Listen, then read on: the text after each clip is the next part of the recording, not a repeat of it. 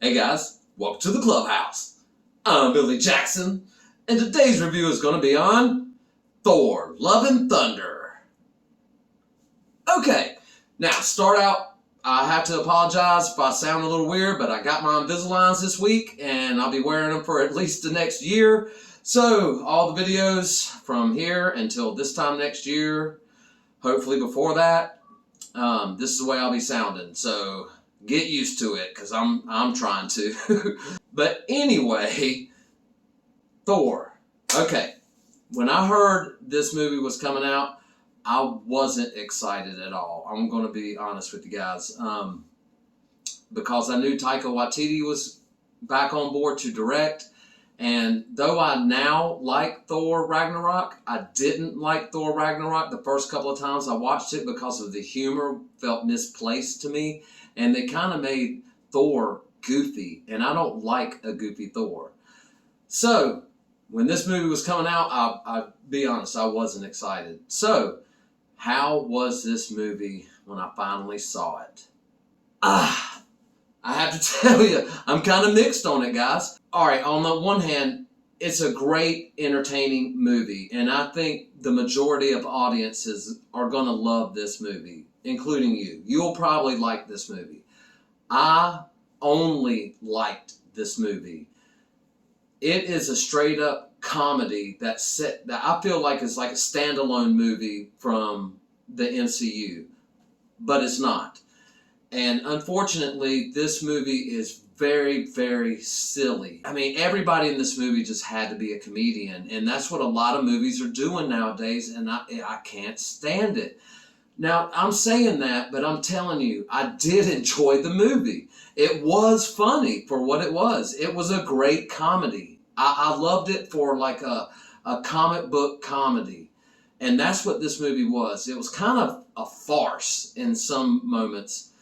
And that, to me, I don't like in my Thor movies. To me, Thor is the god of friggin' thunder, not a bumbling idiot. And not that he's bumbling around or anything like that, but he's not a jokester. But they have turned him into this, like, comedic person that he wasn't in the very beginning of Thor's journey. You know, when in Thor 1, he wasn't like this at all, and now he just is all of a sudden.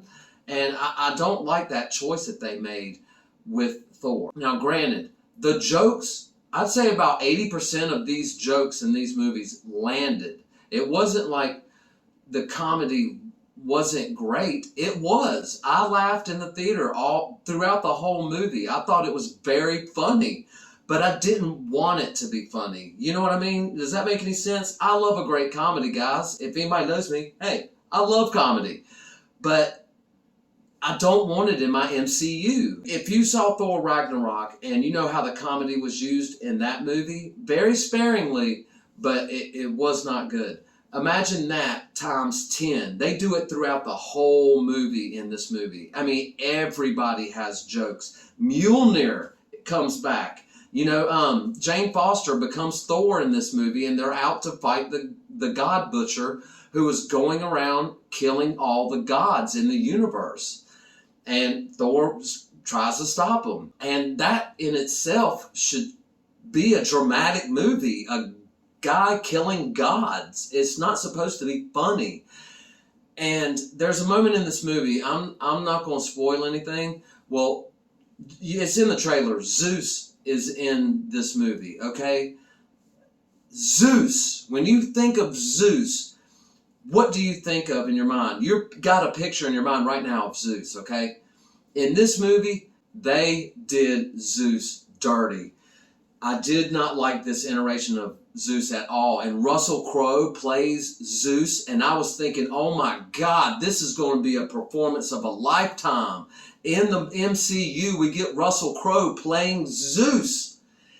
And then they play him off like this fairy gangster type of guy. And it was silly. It was ridiculous. The way he talked, the way he moved, his movements. They got him coming down some stairs, and he's got like this skirt on that's kind of like a cheerleader skirt. You know, it's a short skirt.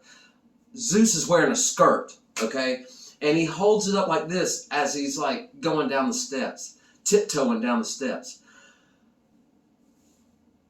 I can't explain my frustration with everything they did with Zeus. I was mad about it. And that is the major thing that I did not like about this movie, about how that character was handled.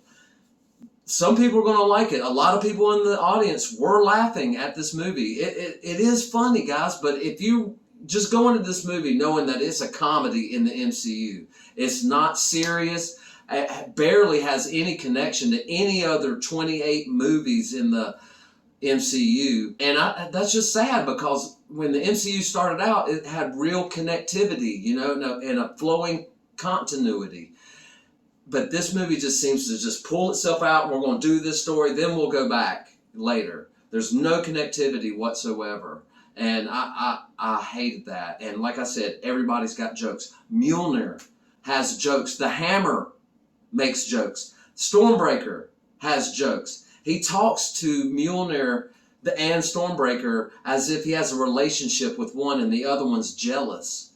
And though funny, the scenes were funny when they did it, but it was ridiculous to do it and silly, and I didn't like that. So on one hand, guys, I like this movie because it was funny and I laughed the entire time, but I did not like this movie because it was a comedy and I had a good time. Does that make any sense? I hope it does, because I hated the comedy in this movie, but I laughed the entire movie. I just wish it was a better Thor movie and him being just like, "Rah, I'm Thor!" Look, I could ramble on another hour about this. I definitely need to watch it again and get another opinion about it like I did with Thor Ragnarok, but as of right now, I liked it as a comedy set apart from the MCU, but I did not like it because it's a comedy inside the MCU.